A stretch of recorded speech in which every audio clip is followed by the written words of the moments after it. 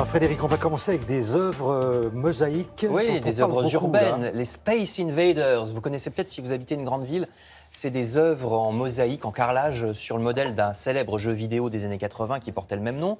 Œuvre qu'un artiste fixe un peu partout depuis des années en hauteur sur les murs des grandes villes. Vous voyez la photo dans Libération. Eh bien, ces œuvres sont volées depuis quelques jours. Deux hommes se font passer pour les services de nettoyage de la mairie de Paris. Ils décollent les œuvres et ils les subtilisent. Vous voyez Libération donc, qui nous en parle. Ils ne sont pas du tout de la mairie. C'est ça le problème, parce que contrairement aux tags dégoulinants et moches, la mairie de Paris, on va voir l'image suivante, ne nettoie pas quand il s'agit d'une fresque à vocation artistique. Donc vous voyez, le Huffington Post là nous montre ces deux messieurs. Si vous les voyez, vous pouvez appeler la police. Ils ne sont pas du tout des services de la mairie, contrairement à ce qu'ils prétendent. Ce sont des imposteurs. Alors on suppose qu'ils vendent le produit de leur rapine sur le marché de l'art, les collages qu'ils volent. La mairie de Paris va porter plainte parce que c'est une usurpation de fonction, et ça prouve en tout cas que Space Invader, enfin Invader, c'est le pseudonyme de l'artiste, qui est très mystérieux d'ailleurs, il ne se montre jamais, l'artiste français qui fait ça, ça prouve qu'il a une valeur, mais enfin c'est quand même pas une raison.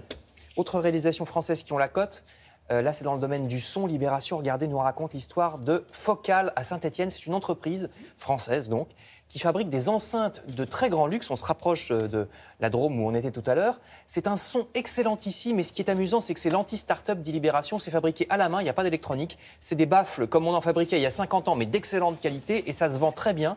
L'entreprise a même pu relocaliser. Maintenant, les 3/4 de la production sont réalisés à Saint-Étienne, et le monde entier s'arrache ces enceintes. Alors là, c'est les grands luxes. Là.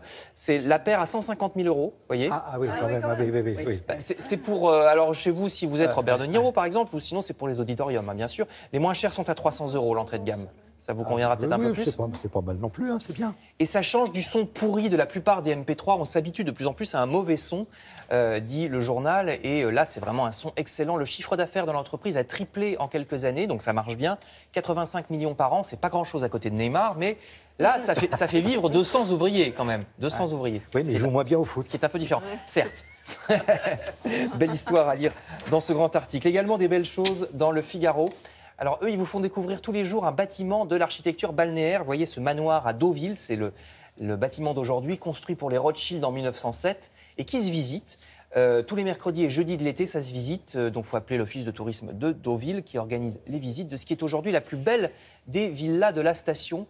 Et c'est exactement dans l'état où les derniers propriétaires, les Strasbourgers, vous voyez le titre, l'ont laissé en 80 quand ils ont fait don à Deauville. Il y a la ville de Deauville, il n'y a absolument rien qui a bougé, même les meubles sont restés. Article dans le Figaro. Enfin, je termine avec les spectacles. D'abord, vous apprendrez que ça ne va pas très bien pour les chorégies d'Orange. Le Figaro, toujours, nous explique que la fréquentation est en hausse, mais que ça ne suffit pas à ramener assez d'argent. Les chorégies sont un festival d'opéra, donc ça coûte assez cher à faire.